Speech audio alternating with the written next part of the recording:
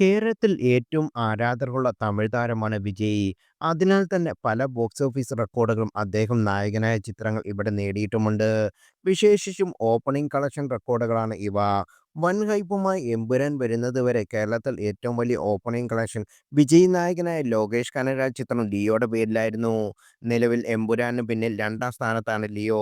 ഇപ്പോഴിതാ വിജയുടെ അവസാന ചിത്രമെന്ന് കരുതപ്പെടുന്ന ജനനായകൻ തിയേറ്ററിലേക്ക് എത്തുമ്പോൾ വൻ ഓപ്പണിംഗ് കുറഞ്ഞൊന്നും ചിത്രത്തിന്റെ നിർമ്മാതാക്കൾ കേരളത്തിൽ നിന്ന് പ്രതീക്ഷിക്കുന്നതുമില്ല.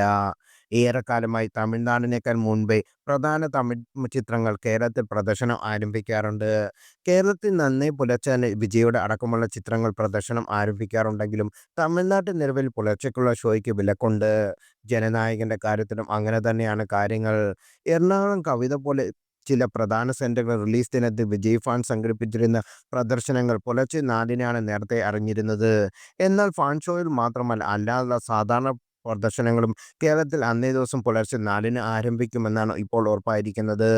വിതരണക്കാർ തന്നെയാണ് ഇക്കാര്യം അറിയിച്ചത്. SSR എന്റർടൈൻമെന്റ് ആണ് ചിത്രം കേരളത്തിൽ വിതരണം ചെയ്യുന്നത്. പുലർച്ചെ 4 മുതൽ പ്രദർശനം ആരംഭിക്കുന്നതോടെ ഷോ കൗണ്ട് വർദ്ധിക്കും. പോസിറ്റീവ് അഭിപ്രായം വന്നാൽ അന്നേ ദിവസം പിന്നീടുള്ള ഷോകളിൽ ഓക്കുപ്പൻസിയും വർദ്ധിക്കും. ചിത്രം കേരളത്തിൽ നിന്നിടുന്ന ഓപ്പണിംഗ് എത്രയായിരിക്കുമെന്ന് വിജയ ആരാധകരും ട്രാക്കർമാരും കൗതുകപൂർവ്വം കാത്തിരിക്കുന്ന കാര്യമാണ്.